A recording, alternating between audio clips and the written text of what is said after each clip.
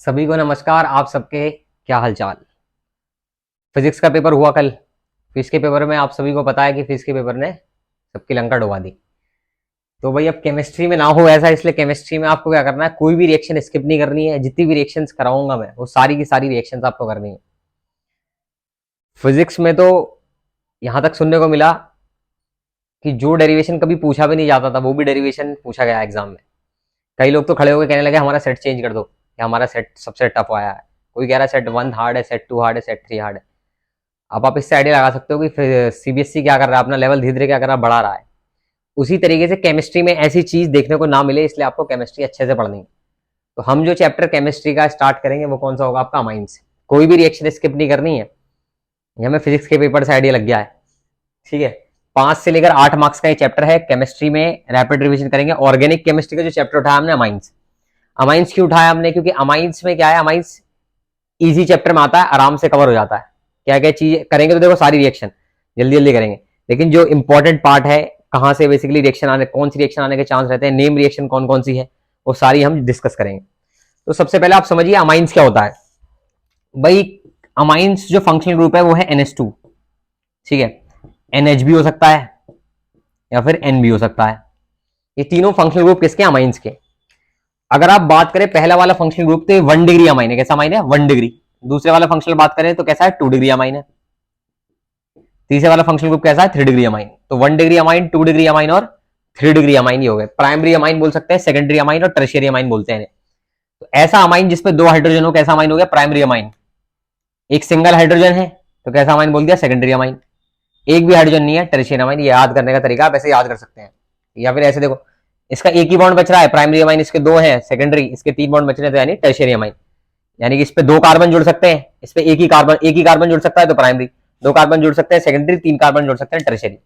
अब इनकी तीनों की नेमिंग में थोड़ा थोड़ा डिफरेंस है, तो नेमिंग आपको समझनी है। देखो कैसे हम नेमिंग करेंगे इनकी।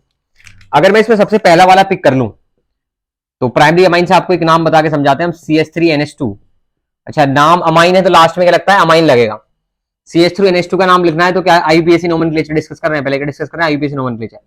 केमिस्ट्री का आपका ऑर्गेनिक केमिस्ट्री का कोई भी चैप्टर उठाओगे, नोमेनक्लेचर मिलेगा आपको स्टार्टिंग में, फिजिकल प्रॉपर्टीज मिलेंगी बीच में, उससे पहले प्रिपरेशन रिएक्शन, और लास्ट आगे आपकी केमिकल रिएक्शंस या कोई इंपॉर्टेंट कंपाउंड है उसके बारे में बता देगा। तो हर चैप्टर इसी तरीके से, सब में आपको स्टार्टिंग में नोमेनक्लेचर मिलेगा, नोमेनक्लेचर के बाद प्रिपरेशन रिएक्शन मिलेगी, फिर फिजिकल प्रॉपर्टीज मिलेगी, एंड देन फिजिकल प्रॉपर्टीज के बाद आपको क्या मिलेंगी, केमिकल प्रॉपर्टीज मिलेंगी, यानी केमिकल रिएक्शंस, ठीक है। CH3NH2, CH3NH2 की हम बात करें तो CH3NH2 का नाम क्या हो जाएगा, एक कार्बन की चेन है। तो सबसे पहले सिलेक्शन कर दिया चेन का कि एक कार्बन, नंबरिंग कर दी 1 भी कनेक्टेड है तो क्या नाम हो जाएगा इसका, मिथेनमाइन। मिथेन 1 अमाइन बोलो, या तो क्या बोलो, या तो बोलो मिथेनमाइन, दोनों नाम ठीक है, मिथेन 1 अमाइन या मिथेनमाइन, ठीक है। नेक्स्ट अगर मैं सेकंड आपको बताऊं, अगर हमारे पास ऐसा आ जाए CH3 और यहां पे NH2 आ जाए। नंबरिंग नेमिंग में हमेशा आपको याद रखना है, या सिलेक्शन में हमेशा याद रखना है कि हमेशा कोने से कोने पे कार्बन चेन सिलेक्ट करनी है। तो कार्बन चेन सिलेक्ट हो गई। जब नंबरिंग करेंगे तो यहां नंबर 1 नहीं दे सकते आप, बिकॉज ये बीच में आपको नंबर 1 यहां देना पड़ेगा, नंबर 2 यहां, नंबर 3 यहां। तो ये 3 कार्बन की चेन है, 3 कार्बन के लिए क्या हो गया, प्रोपन 2 पे अमाइन ग्रुप, प्रोपन 2 अमाइन, इसका नाम क्या होगा, प्रोपन 2 अमाइन, ठीक है। तो इस तरीके से अब यहां पे अगर क्लोरीन लगा देता मैं तो फिर क्लोरीन का भी लिखता। क्लोरीन का कैसे लिखता है, जैसे फॉर एग्जांपल मान लो थर्ड हमने आपका ले लिया, यहाँ पे हमने क्लोरीन भी लगा दिया साथ साथ, और यहाँ पे क्या है CH, यहाँ पे क्या है आपका NH2, और यहाँ पे क्या लिया हमने CH3, ठीक है। यहाँ पे कितने हाइड्रोजन आ गए, 2। तो हमने क्या करा, 3 कार्बन की चेन सिलेक्ट कर ली। अब नंबरिंग कहां से करेंगे, यहां से 1 2 3। 3 पे क्या लग रहा है, क्लोरो, तो नाम क्या हो जाएगा, 3 क्लोरो। 3 कार्बन की चेन है तो प्रोपन या प्रोपेन, 3 क्लोरो प्रोपेन, 2 पे अमाइन तो प्रोपेन 2 अमाइन। इसमें प्रोपन प्रोपन क्यों बोल रहा हूँ, कि प्रोपेन ही है, ये ई नहीं है, लेकिन इसके अंदर क्या नहीं है, ई। जब भी यहाँ वावल साउंड आता है, जैसे EIOU वावल साउंड आएगा तो यहाँ का ई ड्रॉप हो जाता है, ई हटा दिया जाएगा, तो इसलिए प्रोपेन 2 अमाइन, प्रोपेन 2 अमाइन यहाँ पे भी, ठीक है। 3 क्लोरो प्रोपेन 2 अमाइन। तो ये नाम है आपको जो याद रखना है। इसी तरीके से जहां भी आता रहेगा वही नेमिंग का वही रूल होता है आपका, क्या पहले चेन का सिलेक्शन कर लो, फिर नंबरिंग कर लो, और लास्ट में क्या कर लो, नेमिंग कर लो। चेन ऑफ सिलेक्शन करो, फिर नंबरिंग करो, और फिर क्या करो, नेमिंग करो। नंबरिंग इस हिसाब से होती है कि आपका फंक्शनल ग्रुप को सबसे लोवेस्ट अल्फा वो मिलना चाहिए, क्या मिलना चाहिए, सबसे लोवेस्ट नंबर। तो यहाँ पे लोवेस्ट, यहाँ पे तो लोवेस्ट नंबर 1 ही मिल गया, यहाँ पे लोवेस्ट नंबर क्या दे दिया 2। फंक्शनल ग्रुप को लोवेस्ट नंबर मिलना चाहिए, लोवेस्ट नंबर असाइन करना है। जिसका प्रीफिक्स यूज होता है, जैसे क्लोरो इसका प्रीफिक्स यूज होता है तो इसका प्रीफिक्स लगा दिया, जिनके प्रीफिक्स यूज होता है उनके प्रीफिक्स लगा दो। अमाइन का सफिक्स है तो लास्ट में अमाइन का क्या लगा दिया, सफिक्स लगा दिया। तो इस तरीके से कुछ है, आपको प्रैक्टिस करनी है। ये तो मैंने 1 डिग्री अमाइन वाले उठा लिए, ठीक है। मान लो आपका 1 डिग्री अमाइन ना लेकर हम 2 डिग्री अमाइन ले लें। अच्छा एक और चीज, जैसे 1 डिग्री अमाइन में एक नाम और, जैसे मिथाइल इथाइल, ये समझो, जैसे यहाँ पे मैंने NH2 लगाया और यहाँ पे आपका लगा दिया, ये लगा दिया CH3। तो अब तो कार्बन चेन ऐसे सिलेक्ट होगी भाई, फंक्शनल ग्रुप से स्टार्ट करनी है, यहाँ पे एंड कर दो या चाहे ऐसे करके नीचे को एंड कर दो, बात तो वही है। पर ये CH3 चेन में नहीं आया, और जब भी CH3 चेन में नहीं आया तो इसका मतलब इसके लिए क्या वर्ड यूज करोगे आप, इसके लिए यूज करोगे मिथाइल। तो कहां पे मिथाइल है, 2 पे, नाम क्या हो जाएगा 2 मिथाइल।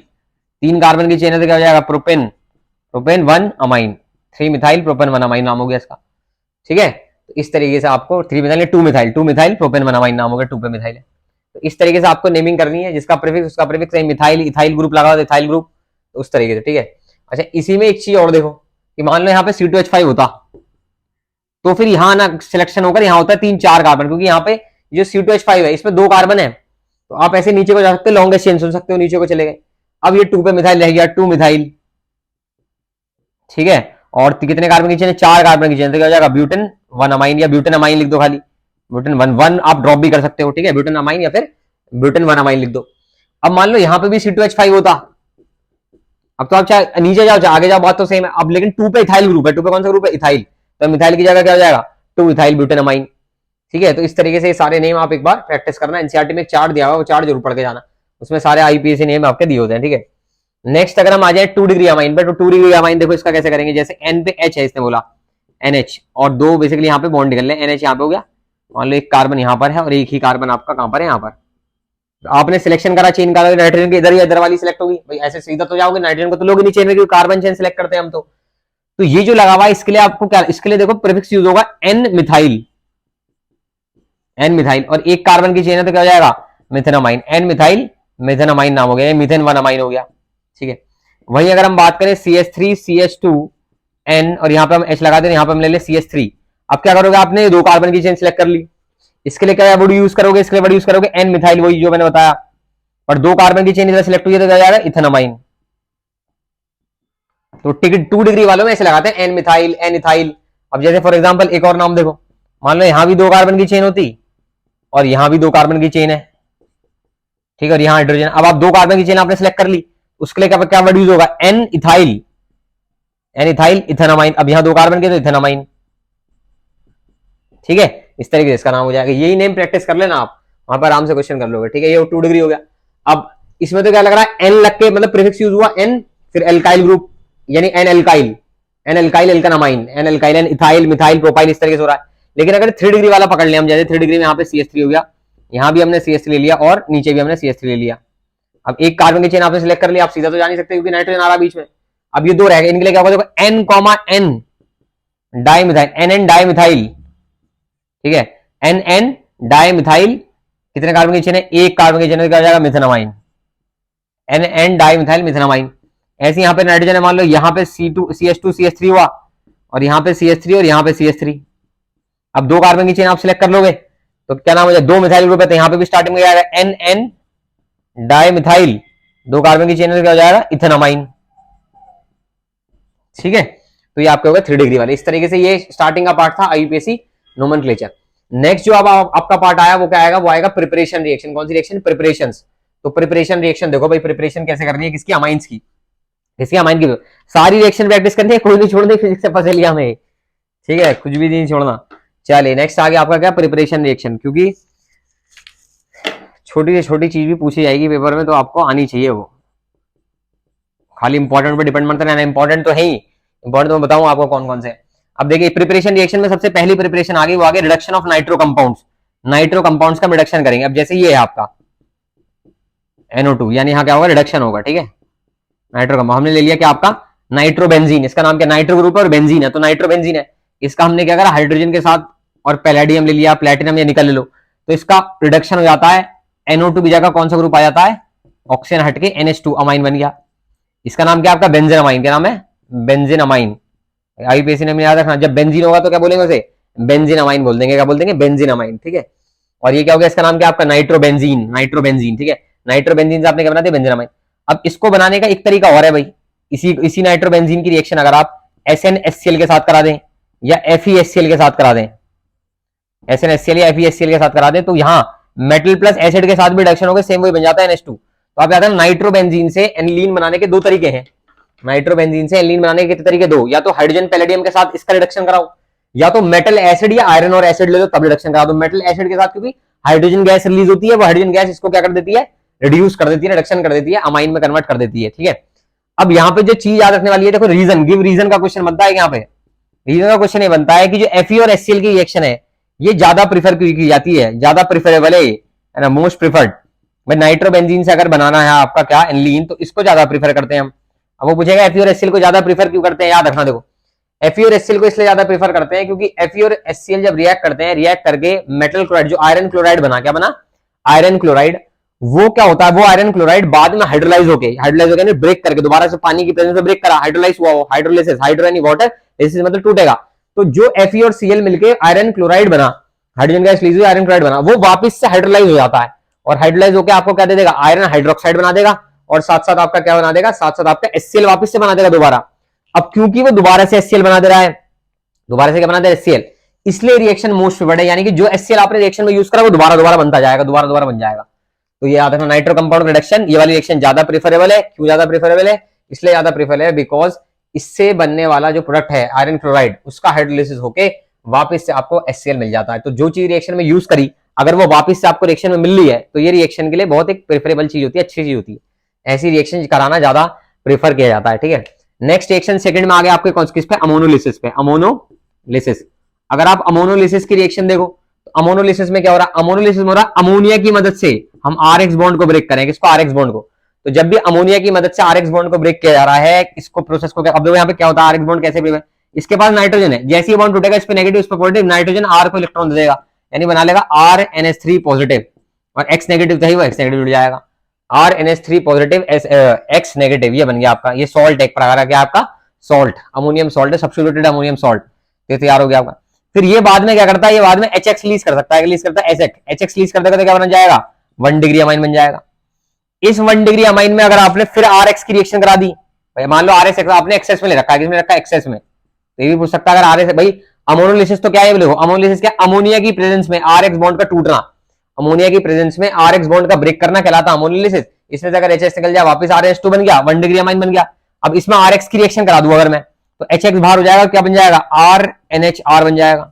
दोबारा RX के साथ रिएक्शन करा दी इसकी, तो HX बाहर हो जाएगा, बाकी R नाइट्रोजन से हो जाएगा, तो नाइट्रोजन से 3 R जुड़ गए। तो यानी कि मिक्सचर 3 डिग्री अमाइन भी बन गया, 2 डिग्री अमाइन भी बन गया, 1 डिग्री अमाइन बन गया। तो ये क्वेश्चन क्या याद रखना है कि अगर वो बोलेगा आपसे कि अगर RS एक्सेस में लिया हुआ है, किसमें लिया हुआ है, एक्सेस में, तो मिक्सचर ऑफ प्रोडक्ट्स बनते हैं, यानी 1 डिग्री 2 डिग्री 3 डिग्री अमाइन बनते हैं। बताइए ऐसा क्या, तो आपको बता देना, समझा देना है, आराम से समझा देंगे। ठीक है, बाकी एक और चीज, ये जो RNH3 पॉजिटिव X नेगेटिव है, ये अगर बेस के साथ रिएक्ट करके साथ बेस के साथ, तो भी 1 डिग्री अमाइन दे देता है, याद रखना, तो भी क्या देता है, 1 डिग्री अमाइन देता है। ये वाली रिएक्शन भी आपको याद रखनी है।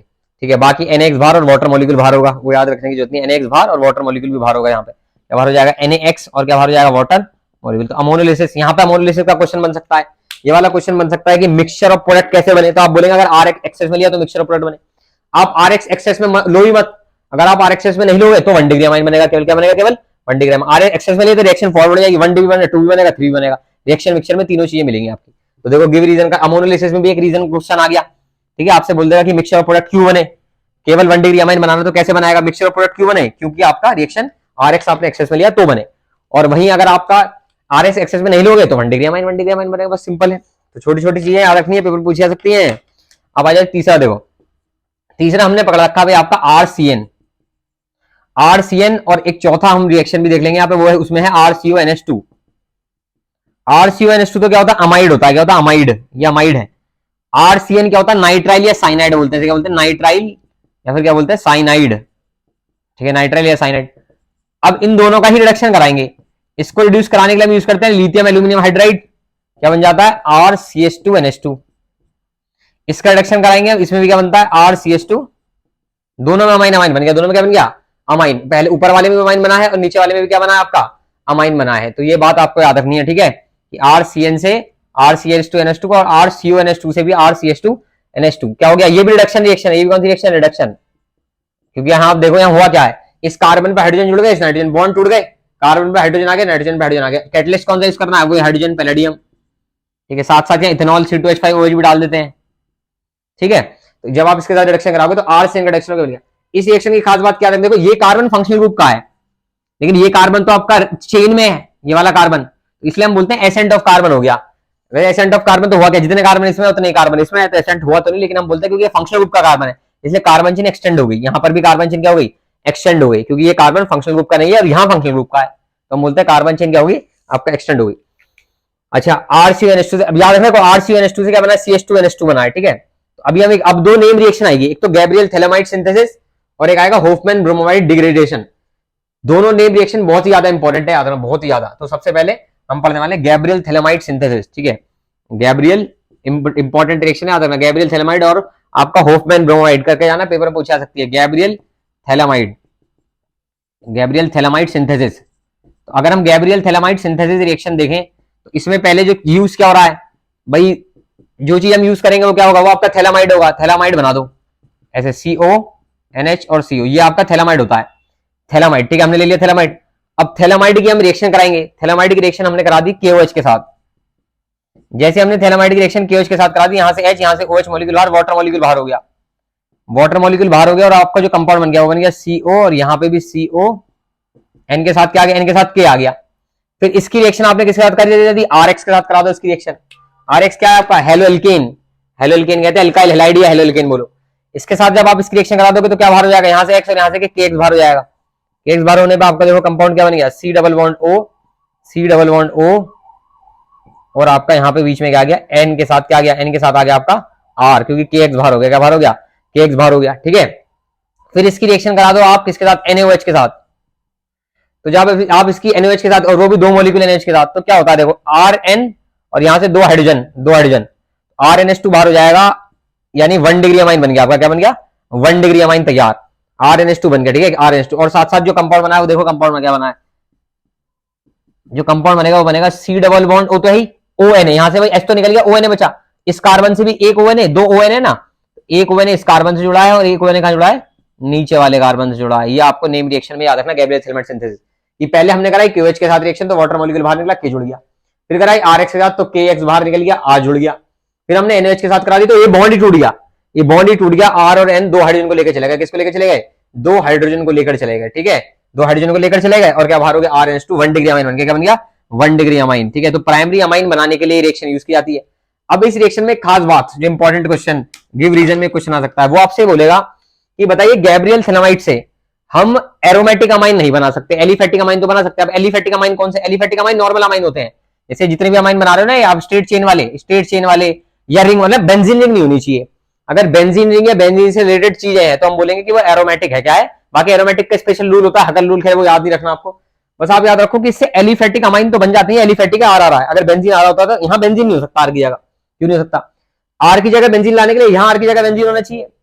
और अगर यहाँ आर की जगह बेंजीन आ गया, ठीक है, तो बेंजीन और एक्स हो गया, पर बेंजीन और एक्स बॉन्ड तोड़ना बहुत मुश्किल है, बेंजीन और एक्स बॉन्ड ब्रेक नहीं होता, क्योंकि यहाँ डबल बॉन्ड कैरेक्टर है, और भी बहुत सारी चीजें होती हैं, हेलोएल्केन है, हेलोरीन में बताई जाती है, आप याद कर सकते हो, डबल बॉन्ड कैरेक्टर है, ब्रेक करना क्या है, बहुत ज्यादा मुश्किल। अब ब्रेक करना बहुत ज्यादा मुश्किल है, तो हम ये बना ही नहीं सकते आपका क्या, एलिफेटिक अमाइन। तो इस तरीके से गैब्रियल थैलेमाइड सिंथेसिस आपकी ये पूरी होगी। आपको याद रखना है एलिफेटिक अमाइन बनाने के लिए इस्तेमाल की जाती है, एरोमेटिक अमाइन। देखो गिव रीजन क्वेश्चन है हर जगह, वो क्वेश्चन याद रखना है आपको, ठीक है, एरोमेटिक नहीं बताए। लास्ट रिएक्शन प्रिपरेशन में आ गई आपकी Hofmann bromide degradation, Hofmann bromide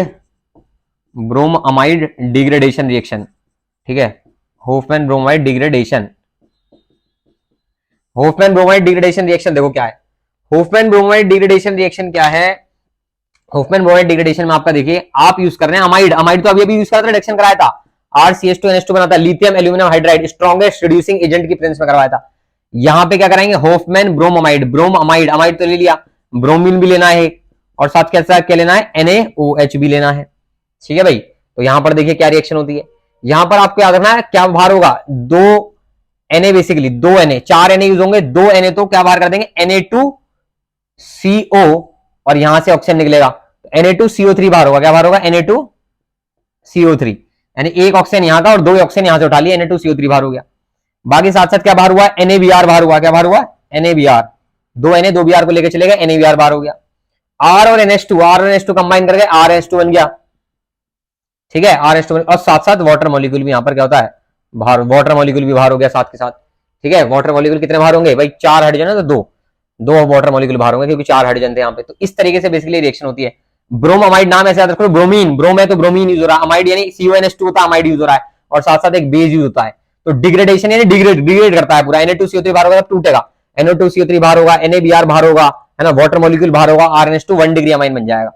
तो अब देखो ये वाली रिएक्शन उससे अलग है, उसमें क्या था, उसमें RCH2NH2 था, यहाँ पे खाली RNH2 है, इसलिए ये रिएक्शन याद रखना किससे क्या बनाना है उस हिसाब से आपको देखना पड़ेगा। कन्वर्जेंस में याद रखनी है तो होपन, ये सारी की सारी इतनी रिएक्शन मैंने बताई, ये सारी है आपकी प्रिपरेशन रिएक्शन। कौन सी रिएक्शन है, प्रिपरेशन रिएक्शन इसकी हो जाती है। प्रिपरेशन रिएक्शन के बाद अगर हम आ जाए इसकी प्रॉपर्टी, मैंने आपको बताया था, फिर फिजिकल प्रॉपर्टीज आएंगी। तो प्रिपरेशन के बाद हम आ जाते हैं फिजिकल प्रॉपर्टीज पे। फिजिकल प्रॉपर्टीज में देखें आपकी RNH2 अमाइन जो है, इस अमाइन में कितने हाइड्रोजन है भाई, 2 हाइड्रोजन है। वहीं इसमें देखें तो कितने हाइड्रोजन है आपका, कौन से में, 2 डिग्री में, 2 डिग्री में एक ही हाइड्रोजन है RNH। ठीक है, कितना हाइड्रोजन है। वहीं 3 डिग्री में देखें तो 3 डिग्री में कितने हाइड्रोजन है, एक भी हाइड्रोजन नहीं है। ये 1 डिग्री है, ये क्या है 2 डिग्री, और ये क्या है 3 डिग्री। एक भी, 2 हाइड्रोजन, एक भी हाइड्रोजन नहीं है, एक भी हाइड्रोजन नहीं है, एक हाइड्रोजन है। तो 1 डिग्री, 2 डिग्री और 3 डिग्री अमाइन की अगर आप बात करें, इनमें आपसे पूछेगा वो कि किसका बॉइलिंग पॉइंट ज्यादा होता है। तो भाई जिसमें हाइड्रोजन बॉन्डिंग ज्यादा होगा, भाई इसमें हाइड्रोजन ज्यादा है, ये हाइड्रोजन बॉन्ड ज्यादा बनाएगा। ठीक है, तो फर्स्ट पे ये हो गया, हाइड्रोजन बॉन्ड ज्यादा बनाएगा, फिर ये हो गया, और लास्ट क्या आ गया, लास्ट ये आ गया।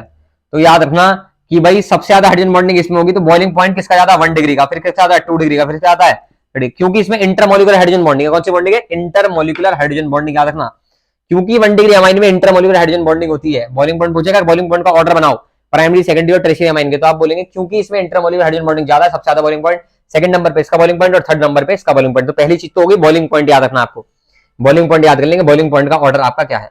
दूसरा, क्योंकि इसमें हाइड्रोजन है तो क्या वाटर में सोल्यूबल होता है, वाटर में भी सोल्यूबल होगा। किसकी सोल्युबिलिटी वाटर में ज्यादा, 1 डिग्री की, फिर 2 की और फिर 3 की, क्योंकि हाइड्रोजन बॉन्डिंग करेगा पानी में जाके, तो वाटर में भी बेसिकली क्या करते हैं, डिसॉल्व करते हैं क्या, हाँ बिल्कुल। तो फिजिकल प्रॉपर्टी में बॉइलिंग पॉइंट 1 डिग्री का ज्यादा, फिर 2 का, फिर 3 का, और सोल्युबिलिटी में भी सबसे ज्यादा किसकी सोल्युबिलिटी है, 1 डिग्री, फिर 2 की, फिर 3 की।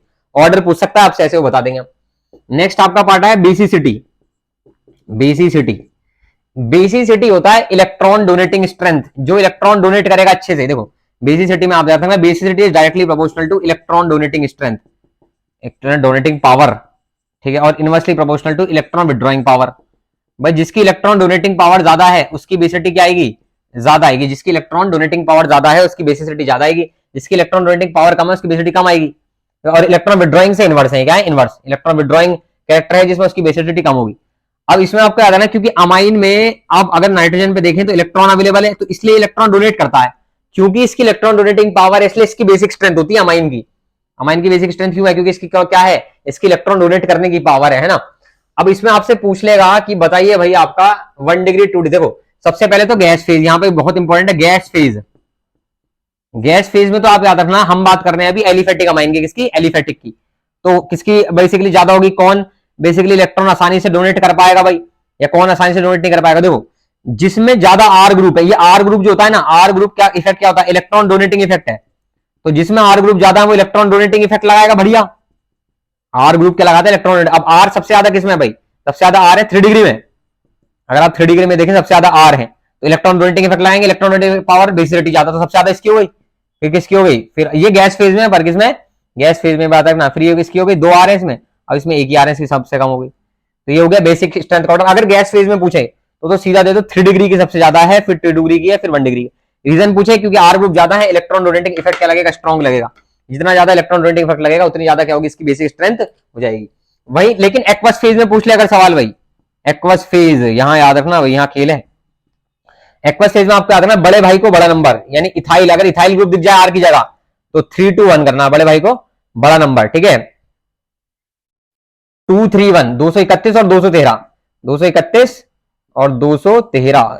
ठीक है, तो ऊपर वाला ऑर्डर तो किसके लिए है कि आर की जगह अगर क्या हो, अगर आर की जगह हो इथाइल तो ऊपर वाला, और आर की जगह हो मिथाइल तो नीचे वाला, क्योंकि यहाँ पे बहुत सारे इफेक्ट लगते हैं। सॉल्वेशन इफेक्ट लगता है, क्योंकि वो डिसॉल्व एक्वस फेज में आ गया तो सॉल्वेशन इफेक्ट भी लगेगा, स्टेरिक हिंड्रेंस वगैरह लगता है।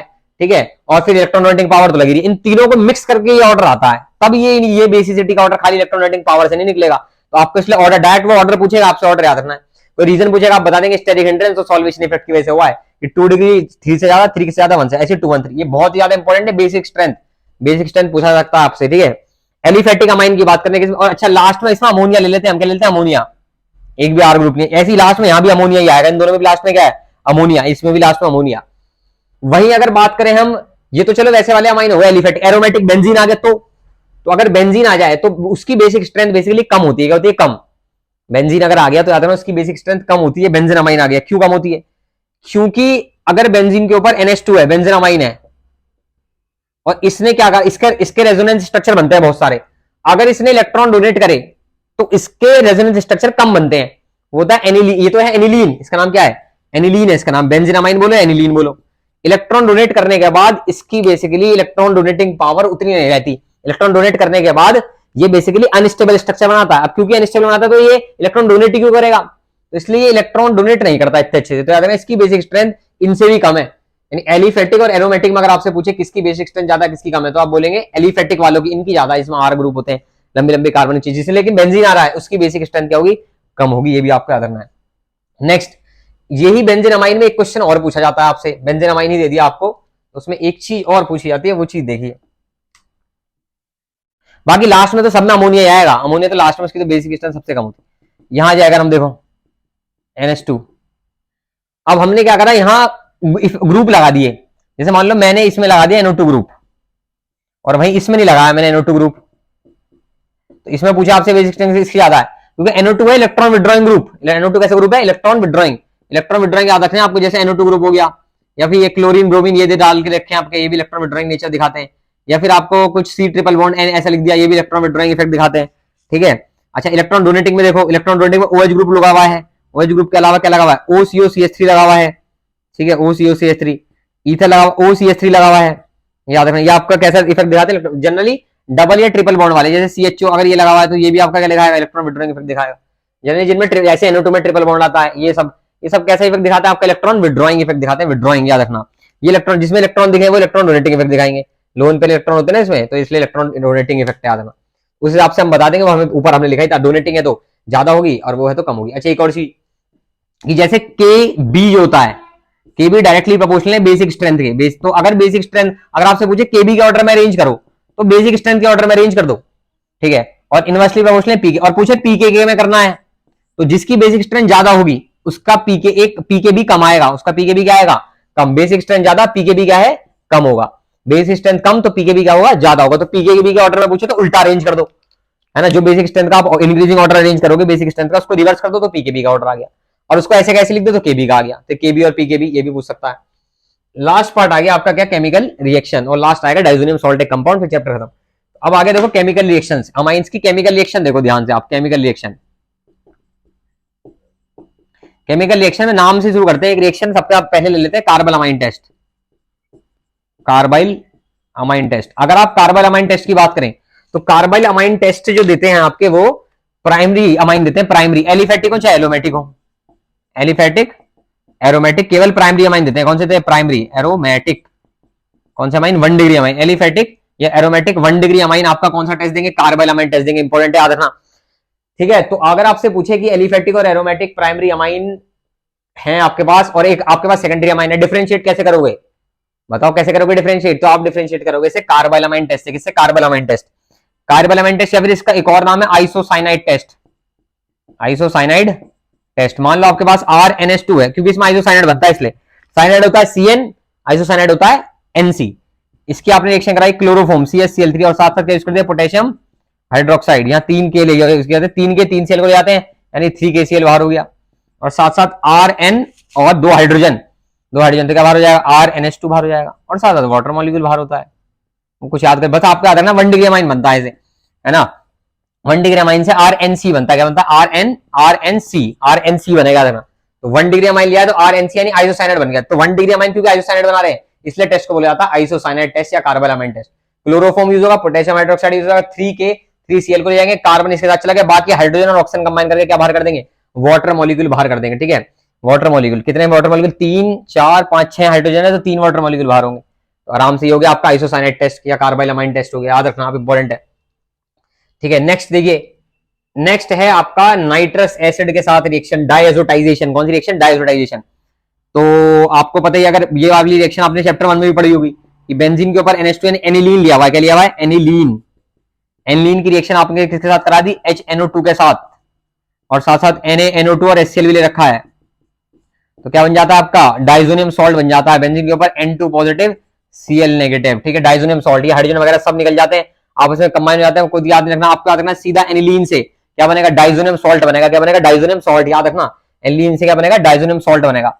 इसकी रिएक्शन फिर आप वाटर के साथ करा दो, अगर आप वाटर के साथ करा दोगे और थोड़ा सा हीट कर दो, हीट करते ही नाइट्रोजन गैस बाहर हो जाएगी, तो नाइट्रोजन गैस बाहर हो गई।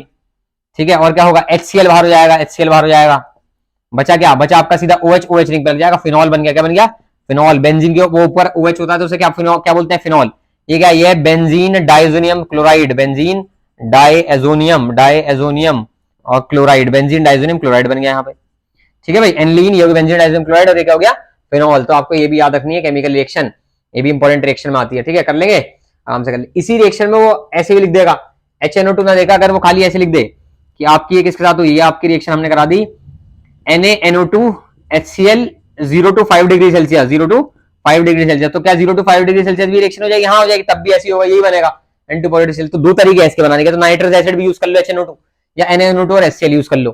ठीक है, तो याद रखना ये भी रिएक्शन है आपकी, ये इतनी इंपॉर्टेंट नहीं है, बट कार्बोलामाइन वाली बहुत इंपॉर्टेंट है, जो अभी ऊपर करी हमने कार्बोलामाइन। एक पिछले साल क्वेश्चन आया था हिंसबर्ग रिएजेंट टेस्ट से रिलेटेड, अमक्स रिएजेंट टेस्ट, पिछले साल क्वेश्चन आया था हिंसबर्ग रिएजेंट टेस्ट पे कि बताइए हिंसबर्ग रिएजेंट क्या होता है।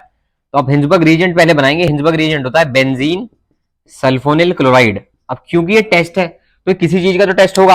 अब ये क्या टेस्ट करता है, देखो ये 1 डिग्री 2 डिग्री और 3 डिग्री अमाइन को डिफरेंशिएट करता है। क्या करता है, डिफरेंशिएट। आप याद रखना 1 डिग्री 2 डिग्री और 3 डिग्री अमाइन को डिफरेंशिएट करने के लिए कौन सा टेस्ट किया जाता है, ये कराया जाता है हिंसबर्ग रिएजेंट टेस्ट। अब इसकी रिएक्शन मान लो मैंने 1 डिग्री अमाइन के साथ कराई, RNH2 के साथ, तो RNH2 के साथ रिएक्शन, और एक बार मैंने यहाँ पे करा दी हमने किसके साथ, यहाँ पे 2 डिग्री अमाइन ले लिया हमने RNH, ये 2 डिग्री अमाइन हो गया, या फिर आपने 3 डिग्री अमाइन ले लिया RNR और एक ऊपर R, ये 3 डिग्री अमाइन ले लिया।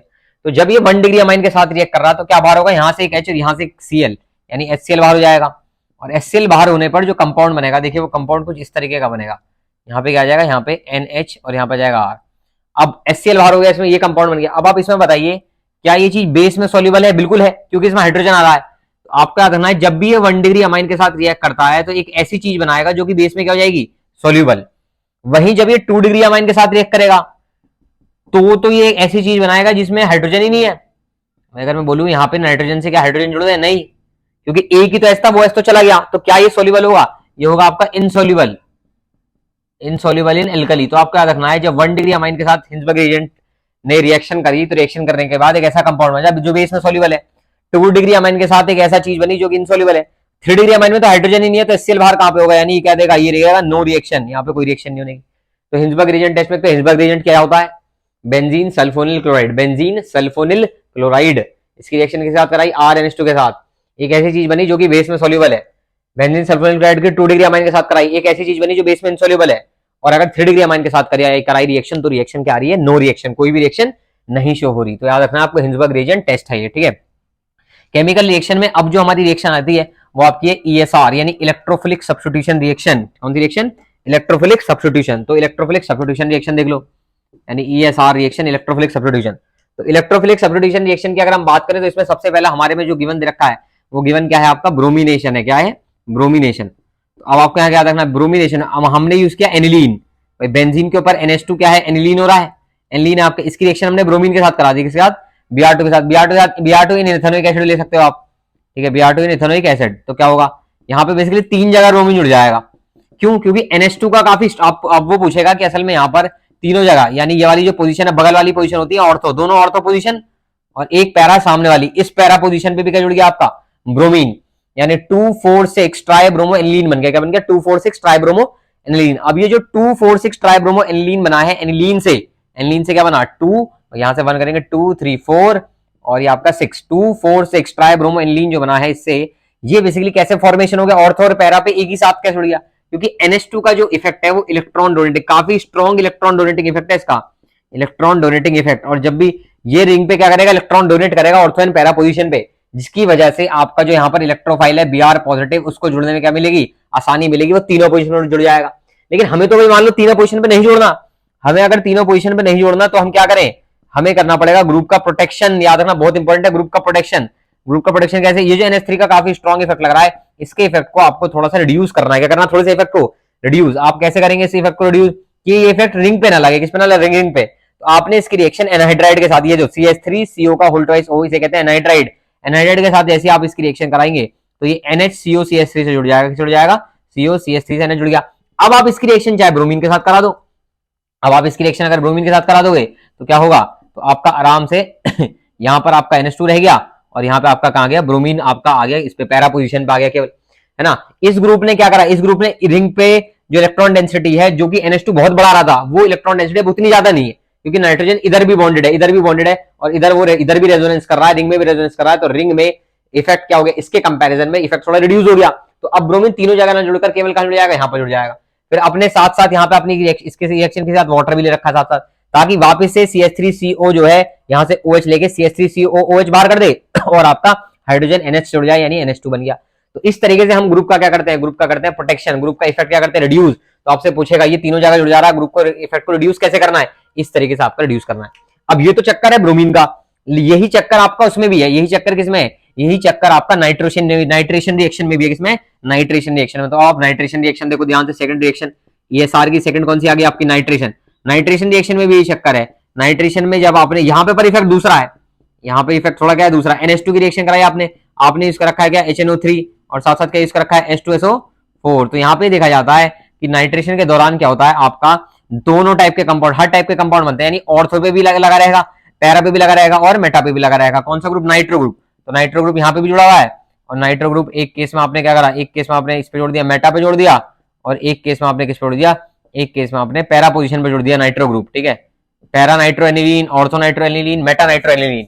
ऑर्थो नाइट्रो एनिलीन हो गया, बगल वाली पोजीशन ऑर्थो होती है, इस ग्रुप के साइड वाली पोजीशन ऑर्थो, सामने वाली क्या होती है, पैरा पोजीशन, ये पैरा पोजीशन है, और ये वाली जो पोजीशन होती है मेटा। तो मेटा पोजीशन पे जुड़ा है, पैरा पे भी जुड़ा हुआ है और ऑर्थो पे भी जुड़ा हुआ है। तो अब आपका इसमें क्या होता है, ये तीनों कंपाउंड क्यों बने, क्योंकि असल में NH2 पे यहां से हाइड्रोजन जुड़ता है और बन जाता है NH3 पॉजिटिव। इस NH3 पॉजिटिव का एक इफेक्ट होता है इलेक्ट्रॉन विड्रॉइंग इफेक्ट। क्या होता है, इलेक्ट्रॉन विड्रॉइंग इफेक्ट, जो कि डिस्टेंस पे डिपेंड करता है, किस पे, डिस्टेंस पे। -I इफेक्ट लगता है इसका, -I इफेक्ट किस पे डिपेंड करता है, डिस्टेंस, नंबर और power, DNP rule, distance, number और पावर। तो आपको तो यहाँ फिलहाल डिस्टेंस याद रखना है, ठीक है।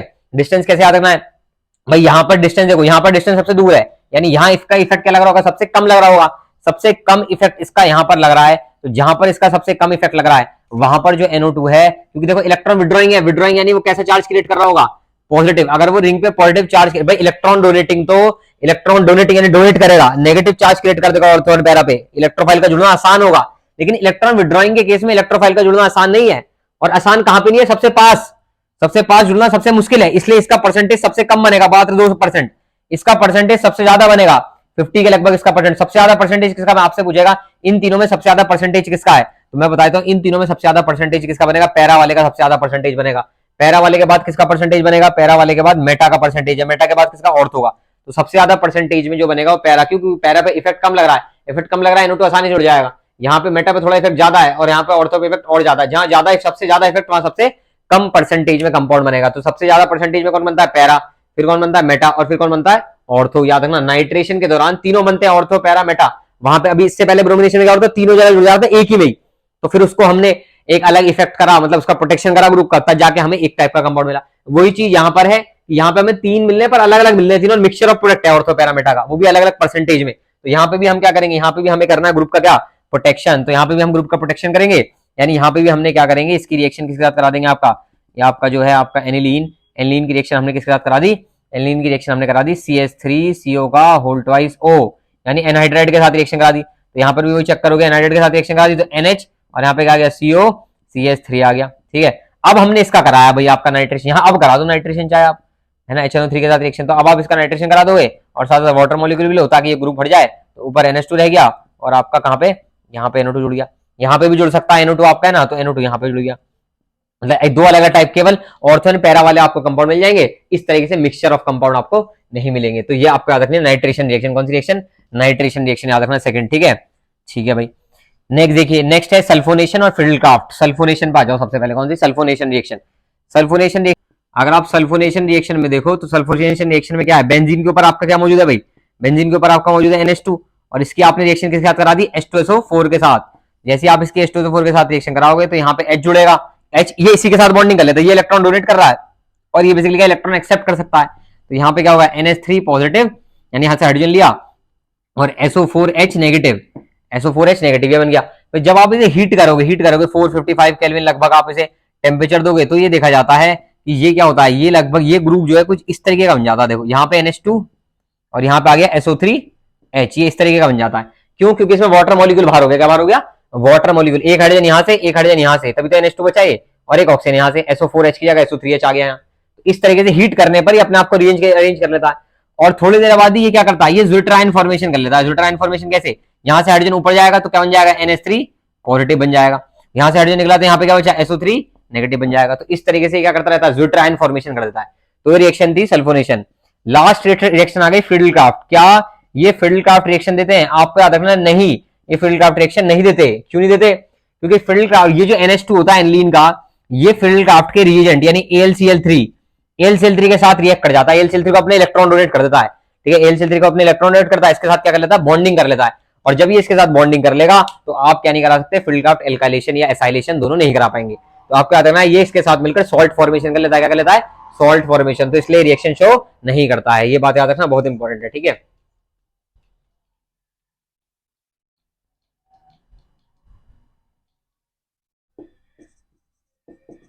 डाइजोनियम सॉल्ट में क्या आ गया, पहले बनता कैसे, इसके बनने की रिएक्शन को बोला जाता है डायजोटाइजेशन। डायजोटाइजेशन आपसे बोलेगा डायजोटाइजेशन रिएक्शन करके दिखाओ, तो कैसे करेंगे, हम ले लेंगे एलिलीन। एलिलीन की रिएक्शन किसके साथ करा दी हमने, NaNO2 के साथ करा दी, और किसके साथ करा दी, HCl के साथ करा दी। किससे? 0 to 5 डिग्री सेल्सियस। क्या बनेगा, अभी अभी बनाया था, बोलो, N2 पॉजिटिव Cl नेगेटिव, ठीक है, ये बन जाएगा आपका।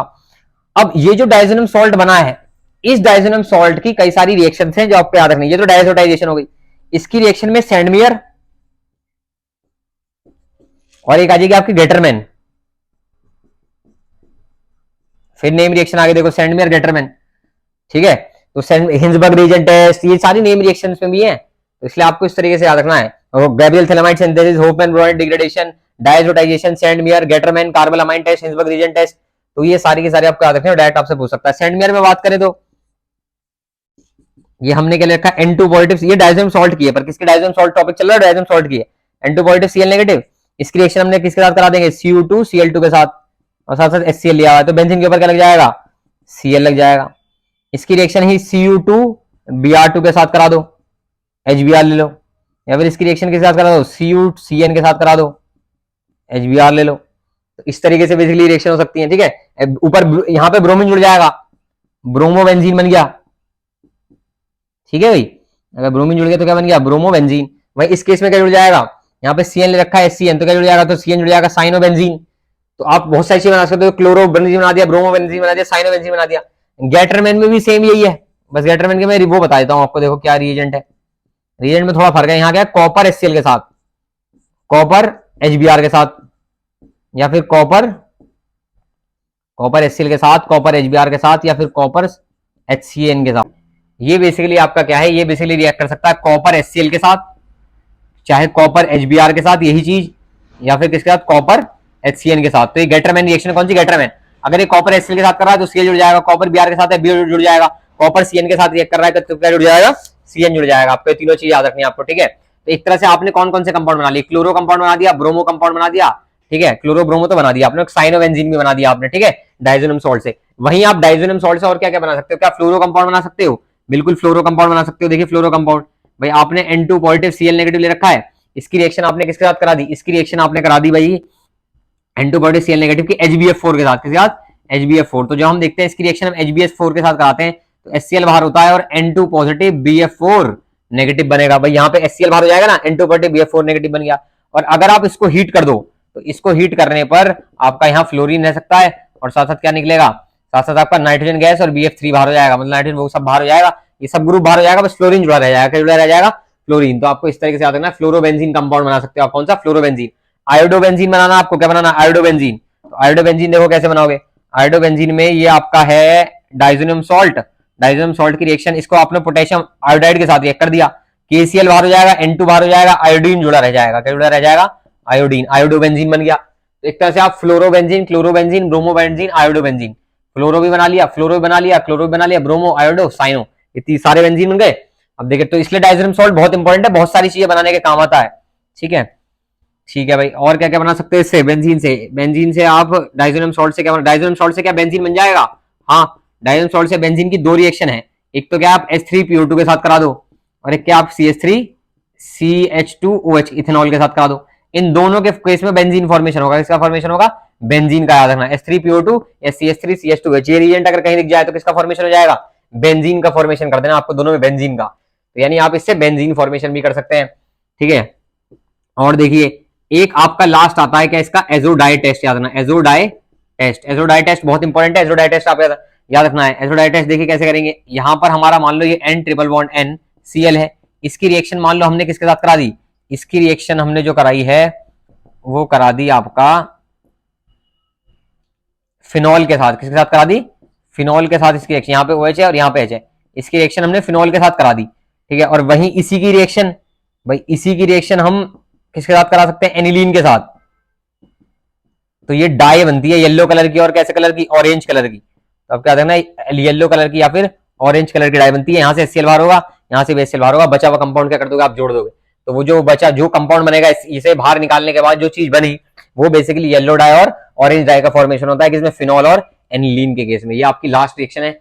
और डाई टेस्ट, कौन सा टेस्ट? डाई। एनसीईआरटी में देखोगे लास्ट, बिल्कुल लास्ट पेज में डाई टेस्ट है। HCl बाहर निकाल के बस आपको जोड़ना है, HCl बाहर निकाल के बस आपको करना है, इसे जोड़ना है। ऑरेंज कलर की और कैसे कलर की डाई बनती है? येलो कलर की डाई बनती है। ठीक है, ऑरेंज कलर की डाई और येलो कलर की डाई याद रखना है आपको। तो इस तरीके से आप डाई भी बना सकते हो, फ्लोरोकेनबेंजीन, क्लोरो, ब्रोमो, आयोडो, फ्लोरो, साइनोबेंजीन, बेंजीन भी बना सकते हो। ठीक है, ये सारी चीजें। फिनॉल भी बना सकते हो। तो फिनॉल कैसे बनाओगे? वाटर के साथ रिएक्शन करा दो, डायज़ोनियम सॉल्ट की, फिनॉल बन गया। तो ये पूरा का पूरा क्या था आपका अमाइंस, पूरा आपका 6 to 8 नंबर का चैप्टर है। इस तरीके से आपको पूरा का पूरा अमाइंस प्रिपेयर कर लेना है। ठीक है, चलिए बाकी और चैप्टर धीरे धीरे आते रहेंगे। फिलहाल आप अमाइन प्रिपेयर करिए 6 to 8 मार्क्स का। ठीक है, आज के लिए इतना ही, फिर मिलते हैं कल।